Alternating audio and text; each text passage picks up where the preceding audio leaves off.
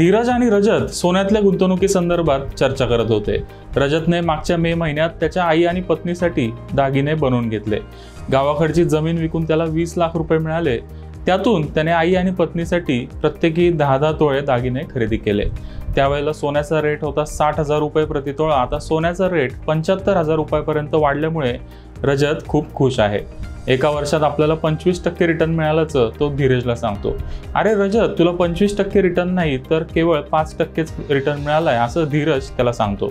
हे ऐकून रजत गोंधळात पडतो। आपल्या मित्राला एवढं बेसिक कॅल्क्युलेशन येत नाही का असा प्रश्न त्याच्या चेहऱ्यावर दिसत होता। 60,000 रुपयावर 15,000 रुपये नफा म्हणजे 25% रिटर्न असं रजत त्याला समजावून सांगतो। पण दुर्दैवाने धीरज जे म्हणाला ते खरं आहे।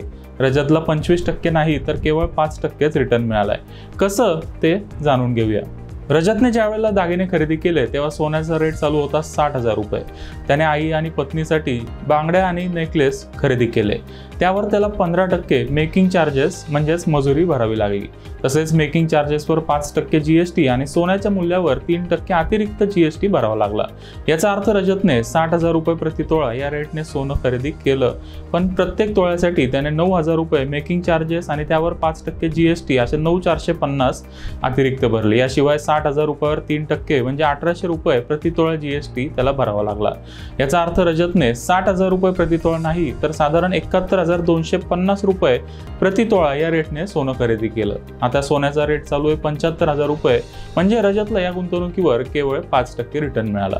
त्याच वेळेला धीरजने पुन्हा गाडगिळांच्या गार्गी फॅशनमधून पत्नी आणि आईसाठी रोजच्या वापरासाठी फॅशन ज्वेलरी खरेदी केली आणि बाकी पैसे रिझर्व्ह बँकेच्या गोल्ड बॉन्डमध्ये गुंतवले।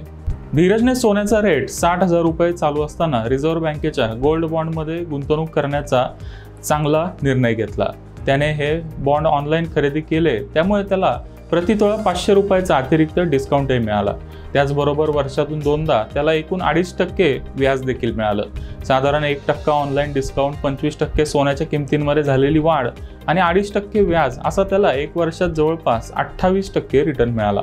धीरजने सोनं खरेदी करताना पत्नीला समजावलं, आपल्याकडे मंगळसूत्र, बांगड्या आणि एक नेकलेस आधीपासूनच आहे। आता परत सोन्याचे दागिने खरेदी करण्यापेक्षा तू फॅशन ज्वेलरी वापरून बघ। तुला नाही आवडलं तर पुढच्या वर्षी आपण गोल्ड बॉन्ड विकून सोन्याचे दागिने बनवून घेऊ।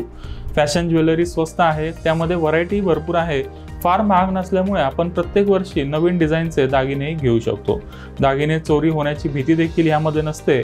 एवढे सगळे फायदे बघून धीरजच्या पत्नी आणि आईने गोल्ड बॉन्डमध्ये असणारी गुंतवणूक तशीच चालू ठेवण्याचा निर्णय जाहीर केला। आता धीरजने जे 12 लाख रुपये गोल्ड बॉन्डमध्ये गुंतवले त्यावर त्याला दरवर्षी 2.5% म्हणजे वार्षिक 30,000 रुपये व्याज मिळत आहे।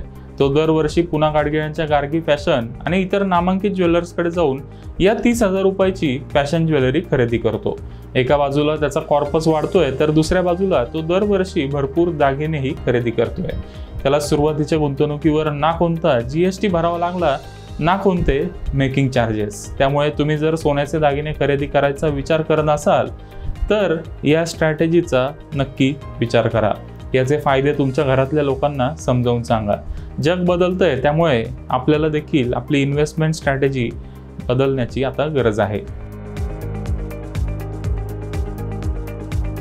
सोनं, bank deposit, real estate, mutual funds, shares आणि इतर गुंतवणुकी संदर्भात तुमच्या मनात काही प्रश्न आहेत का?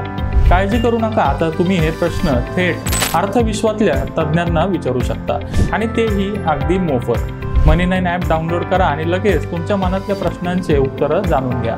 प्रश्न तुमचे, उत्तरं तज्ज्ञांचे।